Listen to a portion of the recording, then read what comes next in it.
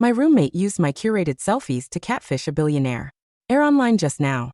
A string of comments floated past me in the air. My sweet protagonist, don't be afraid. So what if you're 200 pounds? He loves your soul. Just have a good cry when you meet him.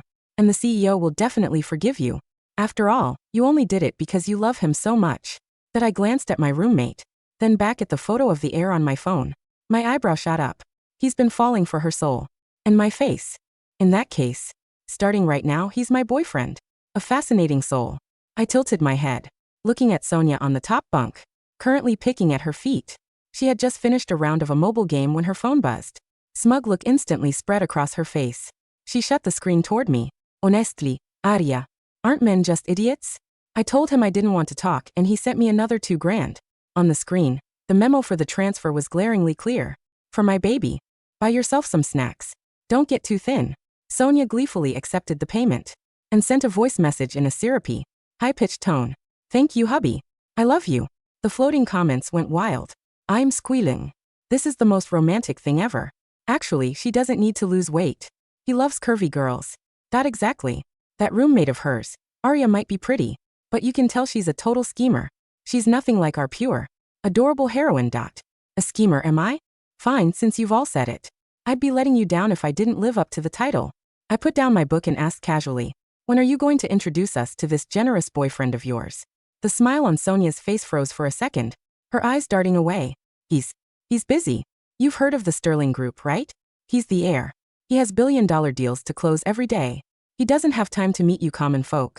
She then looked at me, her eyes narrowed with suspicion. Arya, you're not jealous, are you? I guess it makes sense. So what if you're beautiful? You still have to work part-time at a coffee shop to pay your bills. Not like me. I just have to lift a finger, and the money rolls in. I smiled and stood up, walking to the mirror to adjust the new white dress I just bought. The girl in the mirror was all slender waist and long legs, with skin so pale it practically glowed. Jealous? Not really. It's just that. I turned, giving her a meaningful look. Since he loves you so much, don't you think you should let him see the real you? My stare seemed to unnerve her. She quickly changed the subject. Hey, Arya, can you send me that new portrait photo you just took? I want to use it as my phone wallpaper. I sneered internally. Wallpaper my ass. Sterling Air was clearly asking for more photos. Without a word, I sent it to her. The comments erupted in cheers again. Our baby heroine is so kind. She's working so hard to maintain her image in his eyes. Can't wait for them to meet in person. He'll realize that even though she looks different, their souls are a perfect match and they'll be together forever. Meet in person, huh? Funny, I was waiting for that day too. On Saturday afternoon, I put on a careful no makeup look before I left. Sonia was still lying in bed like a corpse, her mouth full of potato chips. Where are you going on a weekend? She mumbled. Meeting a friend, I replied, slipping on my shoes. Sonia scoffed. What friend? Some broke guy. Arya, don't say I didn't warn you. A woman needs to find a rich man. Otherwise you'll be stuck at the bottom forever. I ignored her taunts and walked out the door. The Sterling Group Tower was a gleaming skyscraper. In the heart of downtown, the most expensive part of the city. I sat in the coffee shop on the ground floor for half an hour, before I finally saw a familiar figure. Liam Sterling. I had to admit, the price Sonia was after was top shelf. Broad shoulders and narrow waist. All wrapped in a perfectly tailored suit. His face was even more handsome than the blurry photos online. The comments were getting excited too. Ah, there's our hero. So handsome. Is he getting off work to go to dinner? If only our baby heroine were here. That wait, look. Why is that schemer Arya here too? What is she up to? What am I up to? Just giving your hero a little shock to the system. I timed it perfectly. Just as he was about to reach the door, I picked up my coffee and pretended to rush out. Thump. I stumbled right into his arms, the coffee splashing onto his expensive cufflink. Liam's hand instinctively shot out to steady my waist. Our eyes met. In that instant, I saw the pure shock in his eyes. It's you. Liam's voice was deep and pleasant. With a tremor of disbelief, I immediately straightened up and pushed away from him, a blush blooming on my cheeks. I'm so sorry, sir. Are you all right? I was in a hurry for my part-time job, and wasn't looking where I was going. I'm terribly sorry. My performance was flawless. Panic, shyness, guilt. I played every note to perfection. Liam was stunned. In his mind, the girlfriend who flirted with him over text and accepted his money without hesitation was now standing right in front of him. But my reaction was that of a complete stranger. You don't know me? He asked tentatively. I blinked, my wide eyes feigning confusion. Should I know you? I glanced at my phone and gasped. Oh no. I'm going to miss my bus. Sir, if your suit needs to be dry cleaned, please come find me at the Wanderlust Cafe just up the street. My name is Arya. I promise I'll pay for it. Before he could react, I turned and ran. Liam stood there watching me disappear. His brow furrowed. He whispered the name to himself. Arya. When I got back to the dorm, Sonia was showing off to Tina from the next bed. I told him not to, but he insisted on buying me this Louis Vuitton bag. It's just impossible. Tina looked on with envy. You're so lucky, Sonia. We don't even have boyfriends. When Sonia saw me, she quickly hit her phone and said in a snotty tone, Oh, look who's back from her date with Mr. Broke Guy. Did he treat you to a hot dog from a street cart? I hung up my bag and replied coolly. We didn't eat, just had coffee. Desi ush. I knew it. Sonia said with an eye roll. By the way, do you have any more of those portrait photos? Send me a couple more. I raised an eyebrow. What? One wallpaper isn't enough? None of your business. Send them. Stop asking so many questions. I casually sent 2 more photos her way, watching her happily save and forward them. I couldn't help but feel a wicked sense of glee. Go on, send them. The more you send, the deeper Liam's suspicion will grow. Sure enough, a few minutes later, Sonia's expression soured. She stared at her phone, chewing her fingernails anxiously. Just then my phone vibrated. It was a friend request from an unknown number. The profile picture was a deep space nebula. The note read, This is Liam Sterling. You bumped into me earlier outside the Sterling Tower. That slow smile spread across my face as I accepted. Liam, Miss Coy, you work at Wanderlust Cafe. Me. Yes, that's right, sir. About your suit. Liam. The suit is fine. I'm free tomorrow. I'd like to buy you a coffee and discuss the compensation. Discuss compensation. Right. His intentions were crystal clear. I replied with a simple okay and turned off my phone, ready for a nice, long beauty sleep. Next morning, a black Maybach was parked at the school gate, drawing stares from every student who passed by. Liam Sterling was leaning against the car door, one long leg crossed over the other, holding a designer bag with breakfast inside. His eyes lit up when he saw me, and he strode over. Good morning, Miss Coy. I feigned surprise. Mr. Sterling. What are you? I was in the neighborhood, he said, his expression perfectly straight. I have business nearby, so I thought I'd give you a ride. I hesitated for a moment before getting into the car. The interior was filled with a subtle, pleasant, woody scent. As he drove, Liam asked, seemingly at random, Miss Coy, you're still in college, right? Why are you working part-time on the weekends? I looked down at my hands. My family situation isn't the best, I said softly. I want to earn my own living expenses to lighten their burden. Liam's grip on the steering wheel tightened. I could almost hear his thoughts. I just sent her $2,000 last night. Why is she still working today? Wuxian arrived at the cafe. I got out and thanked him, but instead of leaving, he followed me inside. He chose a table by the window and ordered an Americano. I busied myself behind the counter, grinding coffee beans and frothing milk. Liam's gaze never left me, a mixture of curiosity and something else, fascination. After a while, he got up and walked to the counter, pointing to my bare neck. Miss Coy, you don't like wearing jewelry? I blinked. Oh, I don't really wear any. I can't afford it. Liam's pupils contracted. Just last week, he had bought his girlfriend a $10,000 necklace. She had sent him a picture of herself wearing it, and she absolutely loved it. And the collarbone in that photo was identical to the one right in front of him. Just then, his phone buzzed. He glanced at it, and his expression became even stranger. I snuck a peek at the comments. What is he doing? Why is he staring at that schemer? Our baby heroine just texted him saying she misses him. Why isn't he replying? Liam looked from his phone screen to me, who was just setting his coffee down on his phone. Sonia's message was displayed clearly. Hubby, I'm studying in the library. So tired. I need a hug. In reality, the girl from the photos was standing in front of him, wearing an apron and serving him coffee. Case closed. Liam took a deep breath. His eyes cleared, and a hint of coldness crept into them. He took the coffee, his fingertips brushing against the back of my hand. Miss Coy, could I get your number? I feigned a shy blush. Oh, okay, sure. After we exchanged numbers, Liam, right in front of me, changed my contact name to Arya, the real one. Back at the dorm, the atmosphere was tense. Sonia was sitting on her bed, furiously typing on her phone, clearly arguing with someone. She didn't show off when I came in like she usually did. Instead, she just shot me a dirty look. Tina rushed over, her face alight with gossip. Arya, who was that who dropped you off in a Maybach? He was so hot. Sonia's ears immediately perked up. Oh, just a friend I recently met, I said nonchalantly. A friend you just met drives a Maybach to give you a ride? Sonia couldn't help but interject, her voice dripping with acid. Arya, don't tell me you've become some rich guy's sugar baby. Those men are just playing with you. You'll end up sold and still be counting the money for him. I smiled. What? What? Are you the only one allowed to have a rich boyfriend? I can't have a friend with a nice car? Sonia was speechless for a moment, then scoffed. I'm in a serious relationship. Not like whatever you're doing. Just then, Sonia's phone rang. She glanced at the screen. Her eyes widened, and then she erupted in pure joy. Oh my God. He wants to see me. He wants to meet in person. The comments exploded. Ah. It's finally happening. Our hero couldn't wait any longer. Get ready for the face slap. That schemer Arya is about to see what true love looks like. Donya's hands were trembling as she typed out a reply. He said tomorrow night at that new revolving restaurant downtown. It's the most expensive place in the city. She jumped off her bed and started frantically rummaging through her closet. Arya, let me borrow your red dress and that Chanel bag. I leaned against my wardrobe, watching her scramble around like a clown. No. She turned away, muttering curses as she went back to her own collection of cheap, fashion clothes. I glanced down at my phone. Liam's profile picture was lit up. Arya, are you free tomorrow night? I'd like to take you to dinner at that new revolving restaurant. Dot.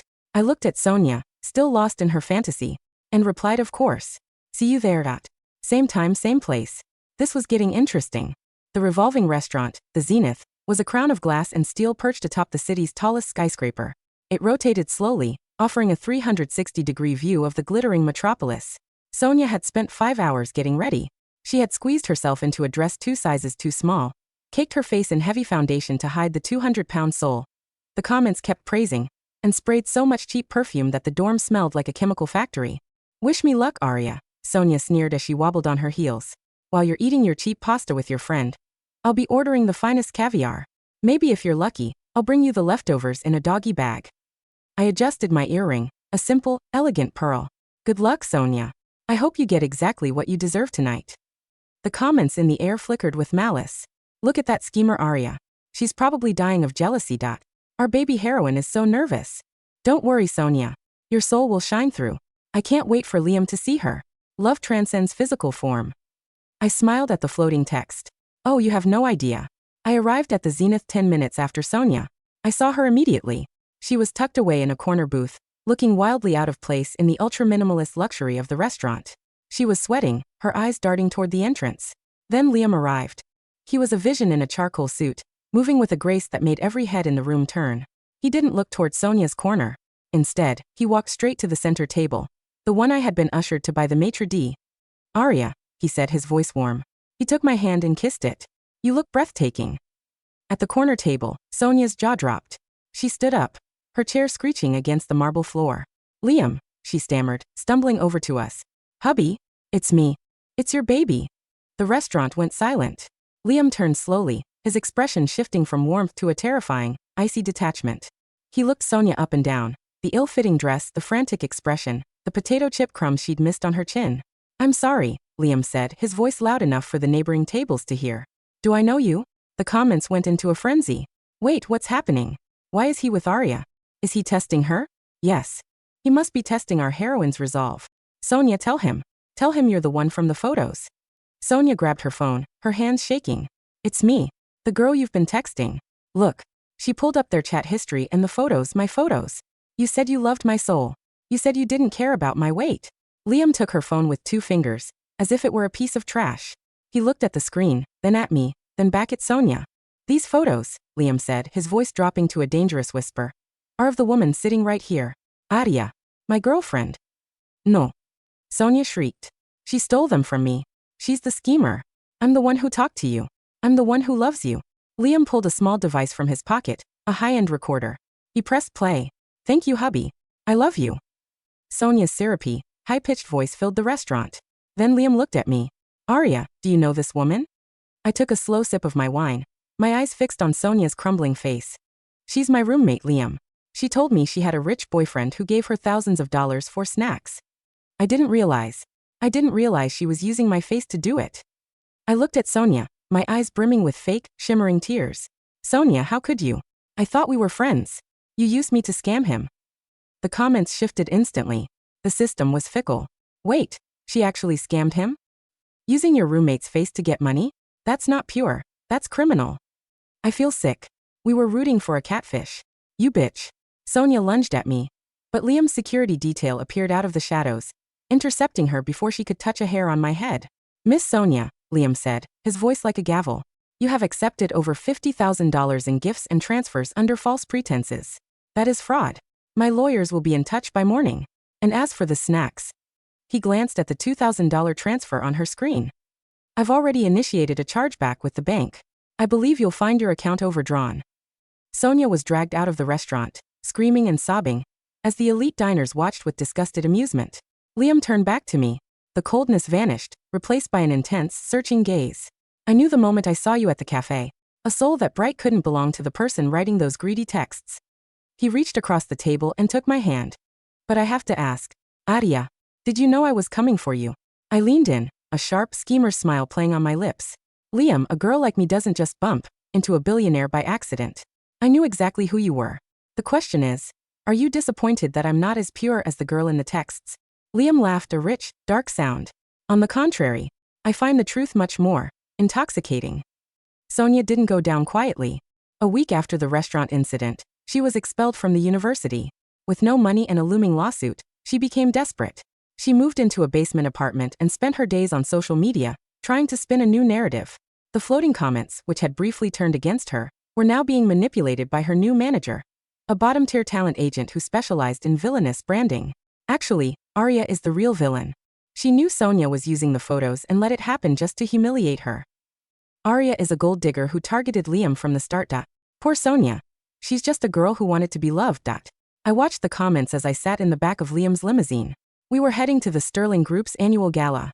She's trying to frame me for entrapment, I said, showing Liam my phone. Sonia had posted a tell-all video that was going viral. In it, she claimed I had coached her on how to catfish him, so I could later rescue him and secure his fortune. Liam didn't even look at the screen. He was busy fastening a diamond necklace around my neck. The stones felt cold and heavy. Let her talk, Liam murmured. The higher she climbs on her mountain of lies, the harder the fall will be. Are you ready for tonight? I've been ready my whole life, I replied. The gala was the event of the year. Every major news outlet was there. As we walked the red carpet, the cameras flashed blindingly. I looked like a queen in a custom midnight blue gown. Suddenly, there was a commotion at the entrance. Sonia had crashed the event. She was wearing a tattered version of the dress she'd worn to the restaurant, looking gaunt and manic. She had a live stream going on her phone. Look at her. Sonia screamed, pointing a finger at me. Look at the schemer. She's wearing diamonds bought with the money she helped me steal. Aria Koi is a fraud. The reporters turned their cameras toward the drama. This was exactly what Sonia wanted. A public confrontation where she could play the victim. The comments in the air were screaming. Slay Queen. Expose her. The billionaire is being played. Aria is the mastermind. I stepped forward, stepping out of Liam's protective shadow. I didn't look angry. I looked pitying. Sonia, I said softly, my voice carrying through the silent hall. I told you to stop. I told you that the Sterling Group has security protocols for their financial transfers. Why are you doing this to yourself? Shut up. Sonia yelled. You love the money. You told me what to say to him. You wrote the texts. Is that so? I pulled out my own phone. Then how do you explain this? I projected my screen onto the giant LED display behind the stage, which was meant for the Sterling Group's corporate presentation. It wasn't a chat log. It was a series of bank statements. For the past 6 months, I addressed the crowd and the cameras. I have been working as an anonymous whistleblower for the Financial Crimes Division. I flagged Sonia's account the moment the first transfer from the Sterling Group hit. Every dollar she took was moved into a frozen escrow account I set up with the authorities. The screen changed. It showed the escrow account balance, $52,000. I never touched a cent, I said, looking directly into Sonia's camera. And Liam knew from the beginning. We didn't meet by accident at the cafe. We met at the police headquarters to sign the deposition. The crowd gasped. Sonia's face went bone white. I walked toward her, my heels clicking on the marble. You thought I was a schemer, Sonia. And you were right. But I wasn't scheming for your boyfriend. I was scheming to catch a thief who was using my face to tarnish my reputation. The comments flipped for the final time. HLY. She's a government informant. Aria is a genius. She played the long game. Sonia is finished. Total annihilation. Liam stepped up beside me, slipping an arm around my waist. And as for the gold digger rumors, he turned to the press. Aria Koi has just been appointed as the new head of brand integrity for the Sterling Group. She doesn't need my money. She earned her own. The gala ended with Sonia being led away in handcuffs, this time for real. The heroin system, the floating comments, and the syrupy romance tropes shattered like glass. An hour later, Liam and I stood on the balcony of his penthouse. The city was quiet. "You really are a terrifying woman, Arya," Liam said, handing me a glass of champagne. "The whistleblower story? The escrow account? You had that ready for weeks." I clinked my glass against his. "A schemer has to be prepared, Liam. You taught me that." He looked at me, his eyes dark with a mixture of admiration and something hungrier. "And now that the case is closed? What happens to us? Was I just a part of the scheme?" I leaned back against the railing, the wind catching my hair. "Well, you are a billionaire heir. You're handsome, intelligent, and you have excellent taste in coffee. It would be a waste of a perfectly good plot if I let you go now." I pulled him closer by his tie. "But let's get one thing straight. I'm not your baby. I'm not your pure heroine. And I'm definitely not curvy for you." Liam grinned, leaning down until our lips were inches apart. "I wouldn't have it any other way, my beautiful schemer." In the air, one final comment floated past, fading into the night. "Actually, this is way better than a fairy tale. The end."